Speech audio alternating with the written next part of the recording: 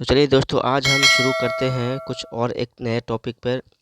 हम इसमें देखेंगे HRMS पे हम छुट्टी कैसे अप्लाई कर सकते हैं।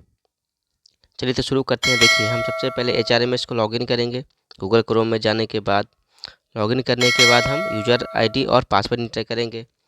जिन लोगों को यूज़र आईडी और पासवर्ड नहीं मालूम है, वे अपने OTP के माध्यम से लॉगिन कर सकते हैं या फिर नया अपना पासवर्ड जनरेट कर सकते हैं। OTP के माध्यम से लॉगिन करने के लिए हम यहाँ पे कुछ नोटिफिकेशन यहाँ पर बताया हुआ है, जो आप वीडियो को पॉज करके पढ़ सकते हैं। देखिए, ऐसे इसके बगल में एक लोगो भी है, किस टाइप से आपका खुलेगा। अगर आप यूज़र नेम भूल जाते हैं तब भी आप अपने यूज़र नेम को प्राप्त कर सकते हैं। यूज़र नेम को प्राप्त करने के लिए क्या करना पड़ेगा, हम सबसे पहले फॉरगेट पासवर्ड को पे जाएंगे। वहाँ पे हमारा मोबाइल नंबर इंटर करना है। मोबाइल नंबर इंटर करने के बाद हमारे OTP पे यूज़र नेम मैसेज के द्वारा हमारे मोबाइल पे आ जाएगा। अब उस यूज़र नेम को इंटर करना है। आप चाहें तो इंटर करने के बाद फिर नया पासवर्ड भी जनरेट कर सकते हैं। नया पासवर्ड जनरेट करने के लिए भी वहाँ पे ऑप्शन होता है। नया पासवर्ड जनरेट करने के समय हमें ये ध्यान देना होता है कि हम जो पासवर्ड दें उसमें कुछ स्पेशल कैरेक्टर हो, कैपिटल भी हो और स्मॉल भी हो, दोनों चीज़ हो। दोनों चीज़ को मिला के हम पासवर्ड को क्रिएट कर सकते हैं और पासवर्ड को बना के फिर अपना रख सकते हैं। चलिए अब आगे शुरू करते हैं, छुट्टी कैसे भरेंगे। तो यहाँ पे जब लॉगिन करेंगे तो हमारा सेल्फ सर्विस एक ऑप्शन खुलेगा। उसमें देखिए, यहाँ पे बगल में बताया जा रहा है कि यहाँ पे देखिए सेल्फ सर्विस का एक ऑप्शन है। इस सेल्फ सर्विस पे क्लिक करेंगे। सेल्फ सर्विस पे क्लिक करने के बाद हम दूसरे पेज पे जाएंगे। दूसरे पेज पे जाने के बाद देखिए यहाँ पे आगे क्या करना होता है। यहाँ पे हम लीव को रिक्वेस्ट को जो हम सिलेक्ट करेंगे, लीव रिक्वेस्ट चुने उपलब्ध सेवाओं में सूची में, है ना। देखिए यहाँ पे लीव रिक्वेस्ट, सेल्फ सर्विस में लीव रिक्वेस्ट को चुनेंगे। लीव रिक्वेस्ट चुनने के बाद हमारा फिर लीव अप्लाई करने का प्रोसेस शुरू हो जाएगा। अब हम इसमें जैसे जैसे आगे जो भी हमारा डॉक्यूमेंट मांगा जाएगा या भरना है वो हम इस पर फिलअप कर सकते हैं। देखिए, छुट्टी का प्रकार, ड्रॉप डाउन मेन्यू से छुट्टी का प्रकार चुने। अब हम कोई भी छुट्टी चुन सकते हैं, आकस्मिक अवकाश हो चाहे जो भी आपका भरना हो छुट्टी, वो छुट्टी भर सकते हैं। उसमें डेट देना होगा, स्टार्टिंग का डेट और एंड का डेट, दोनों डेट इसमें फिलअप करना होता है। आप दोनों डेट फिलअप कर सकते हैं। अपना स्टार्टिंग का डेट जो आपका होगा वो किस दिन से लेना चाह रहे हैं और किस दिन तक लेना चाह रहे हैं, ये दोनों का डेट को सबमिशन करना पड़ेगा। देखिए यहाँ पे ऑप्शन में हम बगल में देखिए बता दे रहे हैं।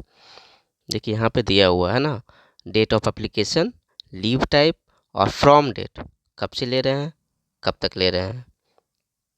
अब हम सेव एज ड्राफ्ट में भी कर सकते हैं, इस छुट्टी को सेव कर सकते हैं। यहाँ पे हम छुट्टी को आवेदन को हम सबसे पहले सेव एज ड्राफ्ट में करेंगे। सेव एज ड्राफ्ट में करने के कारण ये है कि हम उसमें जो भी चीज़ें हैं हम उसको सेव करके रख सकते हैं। फिर उसे अप्रूवल का अनुमोदन है DO सर के पास, उसको देना है। तो चलिए यहाँ पे हम देखते हैं कि रिक्वेस्ट फॉर लीव में क्या है।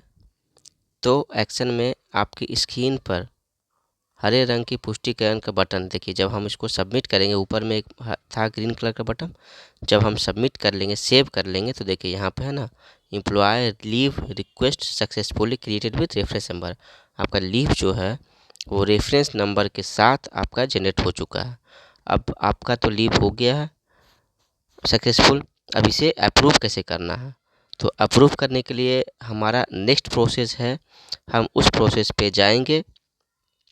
सेव एज ड्राफ्ट में जो भी हमारा जो रेफरेंस नंबर के साथ रहेगा, हम रेफरेंस नंबर पर क्लिक करेंगे तो हमारा लेटर जो है वो खुल जाएगा।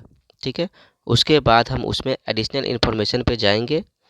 वहाँ पे हमें जो एप्लीकेशन लिखे हैं, CL हो या SL हो या जो भी आपका अवकाश हो, जिस तरह का भी अवकाश है, आपका जो भी एप्लीकेशन है उसे आप उसके डॉक्यूमेंट एप्लीकेशन को लिखेंगे और उसको अपलोड करना है। अपलोड करने के समय ये ध्यान देना है कि हमारा जो फाइल का जो अधिकतम साइज है वो 1 MB से ज़्यादा नहीं हो। अब इसे हम अटैच कर देंगे। अटैच करने के बाद फिर ऐड फाइल में है। ऐड फाइल में क्या करना है कि ऐड फाइल पे जो प्लस ऐड लिखा हुआ उस बटन पे हम क्लिक करेंगे तो हमारा ये ऐड हो जाएगा। देखिए है ना, यहाँ पे ऐड है।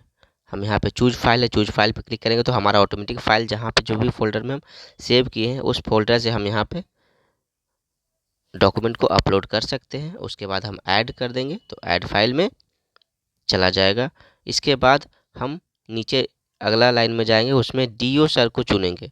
जब हम उस पर क्लिक करेंगे तो ऑटोमेटिक वो खुल जाएगा। वहाँ पे नीचे में उनका डेजिग्नेशन का नेम होगा डीओ, तो डीओ सर को क्लिक करेंगे, उस पर ऐड करेंगे तो फिर वो डीओ सर का पास जाने के लिए वो रेडी हो जाएगा।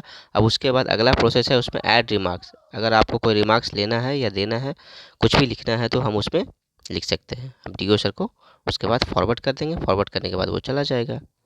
तो वीडियो अगर अच्छी लगे दोस्तों तो लाइक और सब्सक्राइब ज़रूर करें।